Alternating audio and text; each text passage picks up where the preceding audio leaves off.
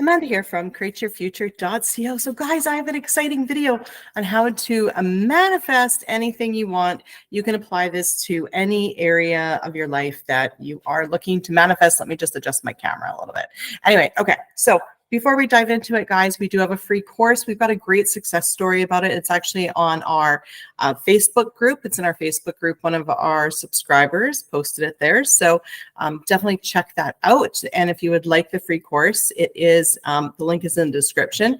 It's how to find your blocks to manifest anything fast. Now, I think it's important. I think the word block, and resistance kind of gets like a bad rap. It's really just a way of labeling, a thought that is contrary to what you're actually manifesting. Okay.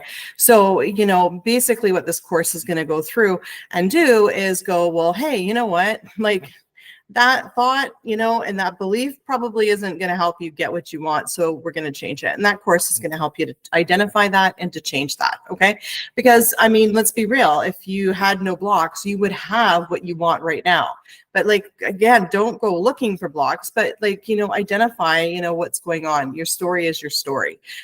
Thoughts stay in play whenever they manifest until you acknowledge them and change them.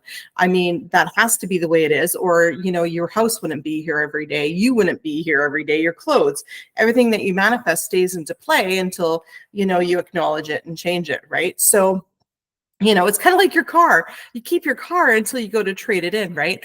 I mean, and it's not a bad thing. It's just the way things work. So, and blocks are so easily changed, honestly, completely changed. But, one thing I don't want anyone to fall into, which is, a little bit of a trap is, a pitfall is thinking and looking for blocks, looking for them.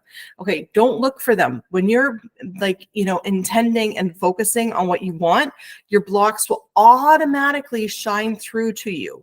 Okay. Your brain will automatically say, hey, you're intending this over here, but you're thinking this, and, you'll be intending what you want, but your 3D will be showing you the opposite. All you need to do is look at what you're seeing in the 3D and go, okay, you know what?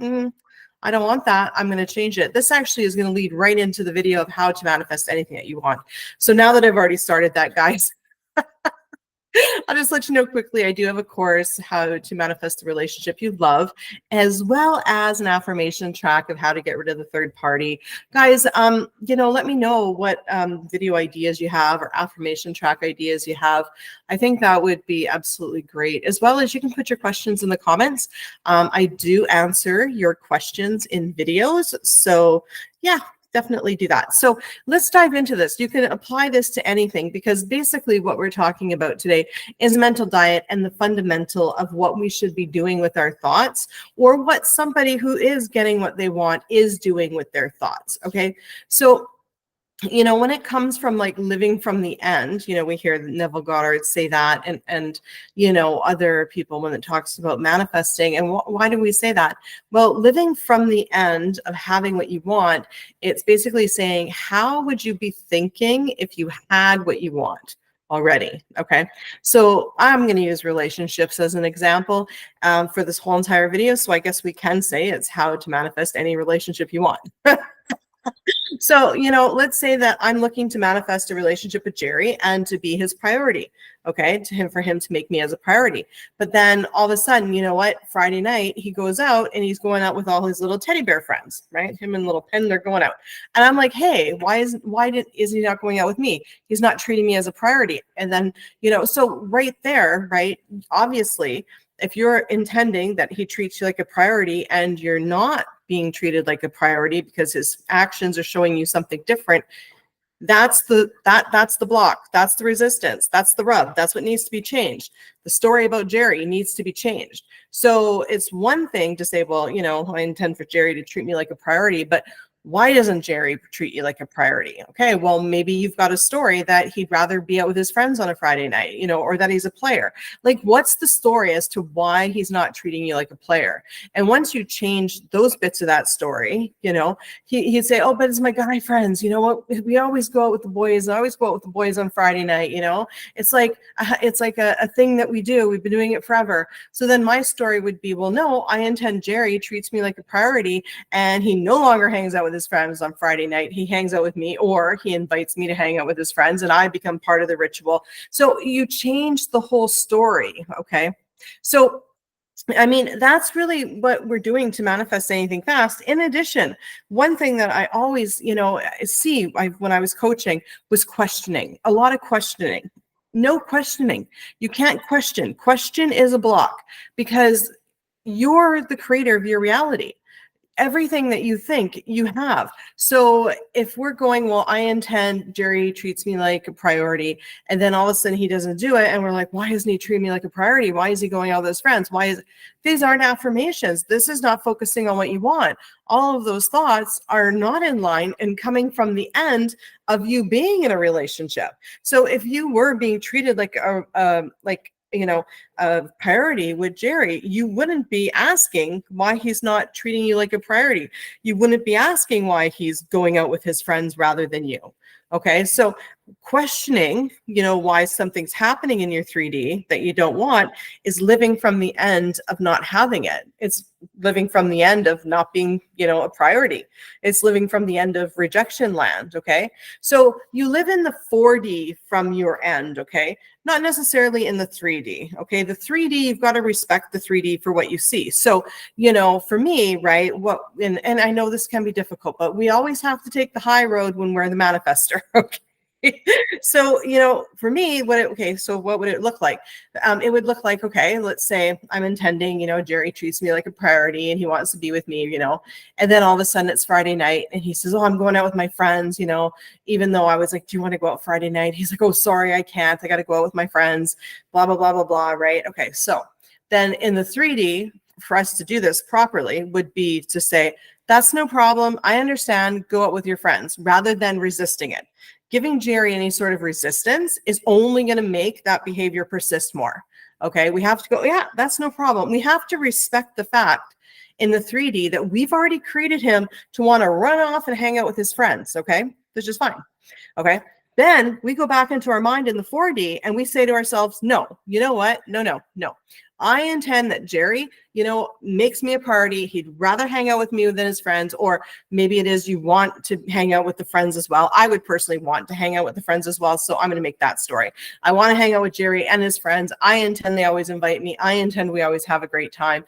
And Jerry always makes me a priority. He always asks me first if I want to hang out with his friends. And if I don't, he wants to hang out with me because Jerry's loyal and he values my relationship. Like, just pile it on to really change that core story that you have there, right? And that's how it looks, okay? So no questioning, right? Not in a mental diet. So personal success story of mine is when I wanted Andrew to move in with me, right?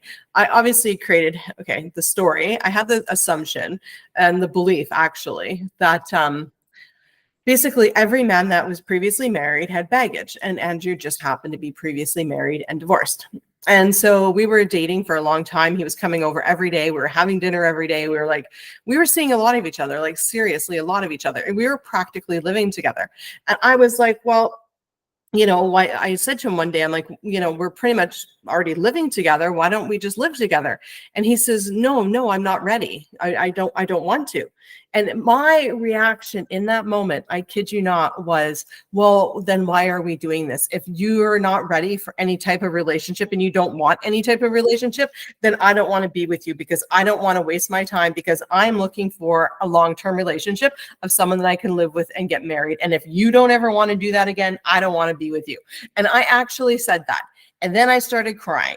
Okay. It didn't feel right to me. It didn't feel right. It felt good in the moment, but then after I had said it and saw the look on his face, and then realized that basically I just dumped him, which was not what I wanted to do, because this was all ego. I basically was like, okay, no. And all of a sudden he looked at me. I thought to myself, I'm like, please don't go, please don't go, please don't go.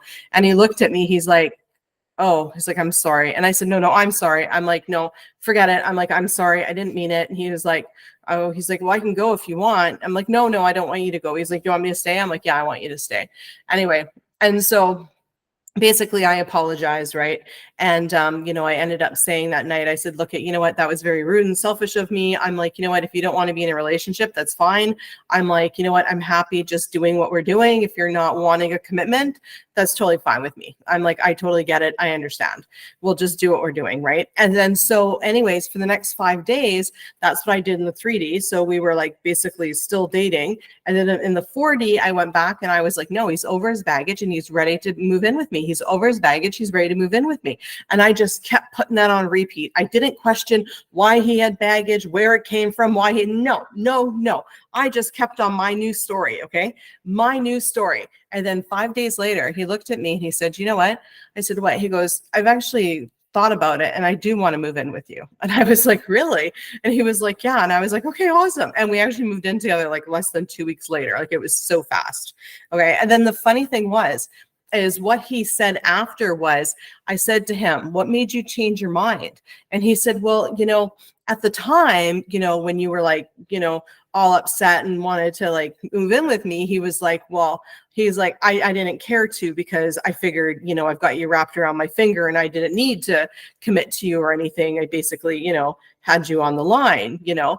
And I was like, okay. He's like, but then when you said it was okay and you didn't press me about it and you just left it and said that you could live with it. And, you know, basically he said, once you said it, I could, he got his way. He thought about it and thought, oh, I'm going to lose her. I might lose her because she's okay with this. She's no longer pining over me. Right.